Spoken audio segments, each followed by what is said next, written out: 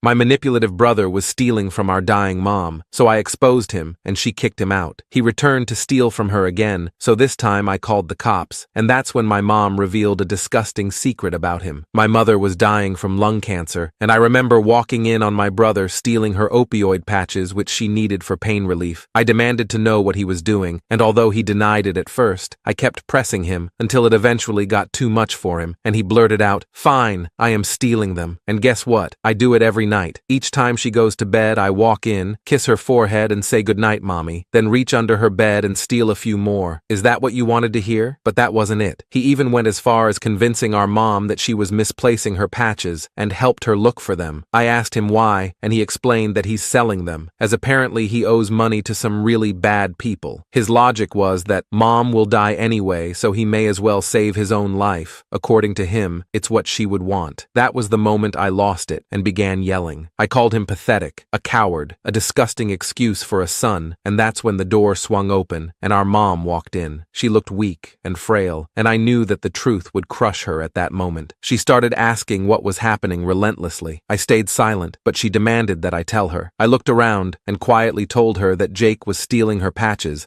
and planned to sell them for money. The look on her face hurt my heart. I'll never forget it. Tears began to fill her eyes, and she looked at Jake, who was staring at the floor, ashamed. She asked him if it was true, and he stood there and nodded. He tried to explain himself. He mentioned that he was in deep and scared, but I didn't know what he meant. Deep in what? I watched as her heart broke right in front of me. She shook her head, and tears streamed down her face. There's a long silence. Jake doesn't have an answer. He stood there, looking like a little kid who got caught doing something wrong. Mom eventually went back to the living room, but not before giving Jake one last look of disappointment. I was too angry to feel sorry for him. I couldn't believe he would do something like this. The next few days, Jake and I barely spoke to each other, and when we did, it was cold and awkward. I was ticked off at him, and the more I thought about it, the more I realized there had to be more to the story. Jake had always been a screw-up, but this was a new low, even for him. So, I start digging around, trying to figure out what's really going on. Jake had always been the kind of person who could charm his way out of anything. He was the life of the party, but charm could only get you so far. I found out he'd been spending a lot of time at a casino about an hour away from here. At first, I thought maybe he was just going there to blow off some steam, but then I found out he was gambling, a lot. He wasn't just in a little bit of debt. He owed thousands of dollars to people who hung around the casino. I guess they were loan sharks. I knew they wouldn't just let him walk away if he didn't pay up. I then checked Mom's accounts and saw large lump sums of money had been withdrawn. I checked who the recipient was, and it was in black and white. My brother was not only taking her pain medicine, but he was also siphoning money out of her account to fund his addiction when she was already struggling to pay her medical bills. She was always in and out of appointments to treat her cancer, and the co-payments were slowing but surely draining her account, especially now that she couldn't work anymore. I had to talk to Jake. I couldn't let him keep getting away with this, no matter what his reasoning was. When I confronted him about it, I did it in the kitchen late one night because I knew he was a big snacker. I cornered him while he was making a sandwich. I told him that we needed to talk and told him everything I knew. Jake froze and dropped the knife he was holding onto the counter. For a second, I thought he was going to deny everything, but then he confessed. It was like all the fight had gone out of him. After spilling everything, he apologized. He said he didn't mean for it to get this bad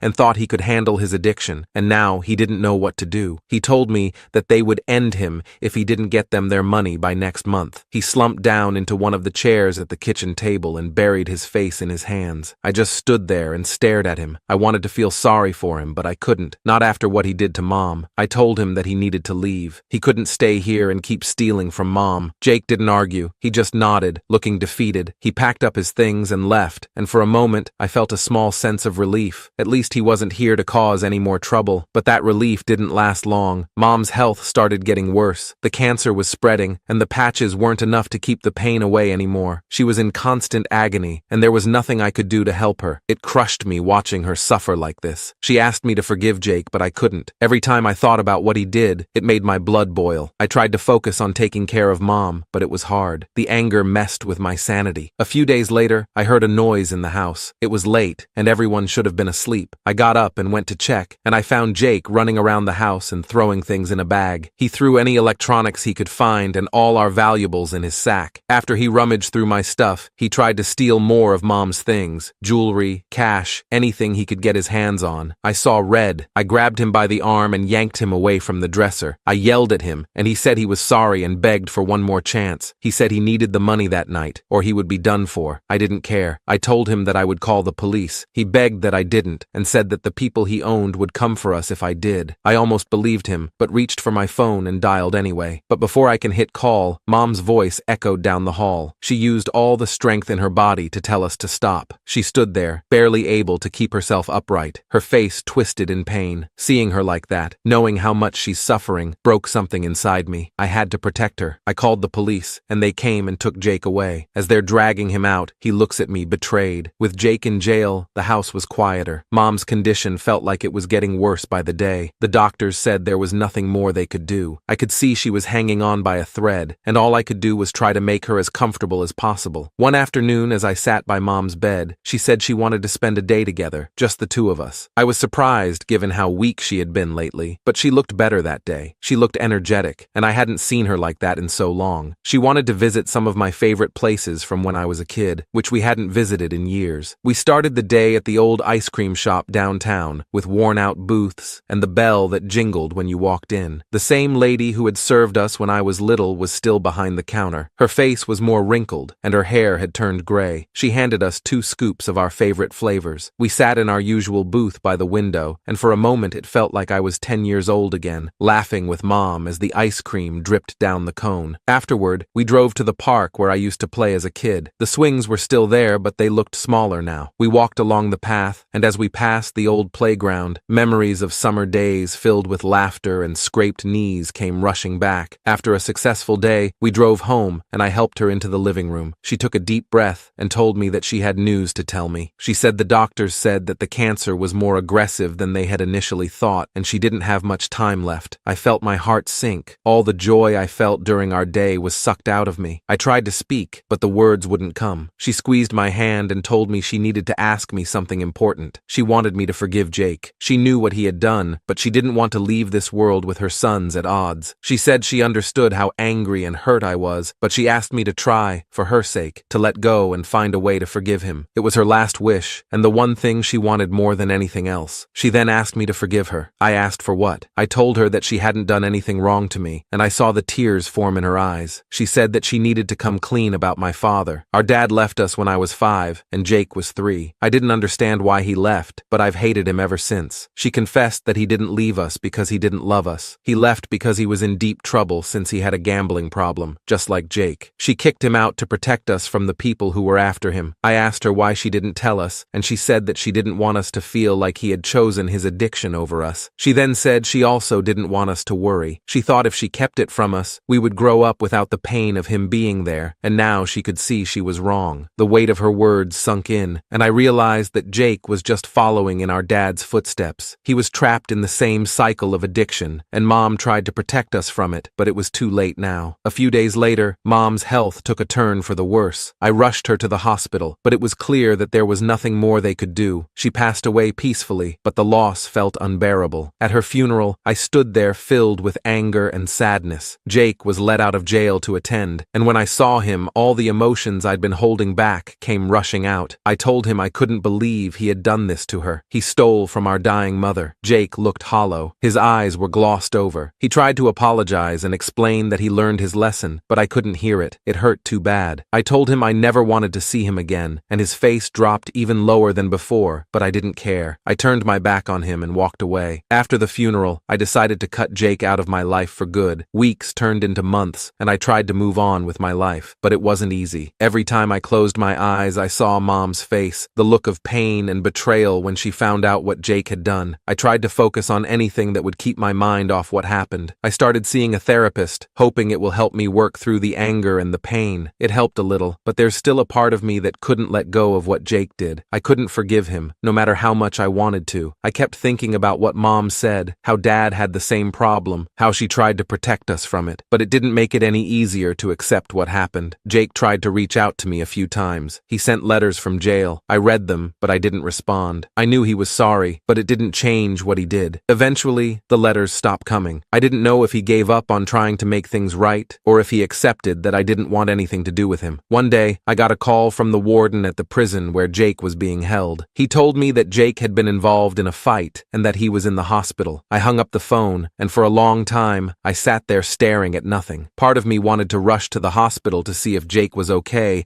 and make sure he wasn't hurt too badly, but the other part of me wanted to ignore it and pretend I never got that call. In the end, I did nothing. I didn't go to the hospital or call to check on him. One day, I got another letter in the mail. It was from Jake. I almost threw it away without reading it, but something stopped me. I opened it, and inside was a single sheet of paper with just a few words written on it. It wrote, "I'm sorry. I love you. Please forgive me." I stared at the words for a long time. I felt a lump in my throat. I folded the letter up and put it in a drawer. I decided it was time to forgive Jake. Not for him, but for me. I grabbed a pen and a sheet of paper from my desk and wrote him a letter. It wrote, "Dear Jake, I got your letter. I've thought a lot about what you wrote and decided to forgive you, but this is the last time you'll ever hear from me. I need to move on with my life, and that means letting go of the past and letting go of you. I want you to know that I've forgiven you, and I think Mom would want me to let it go. She asked me to forgive you, and even though it's taken me this long, I'm doing it now. I hope you can find a way to move on too, to live your life in a way that would make Mom proud. I don't want anything to do with you anymore, but I want you to know you've been forgiven. I hope you can find some peace in that. Take care of yourself. Goodbye." I sat back after I finished the letter. It was like a weight had been lifted off my shoulders. I folded the letter,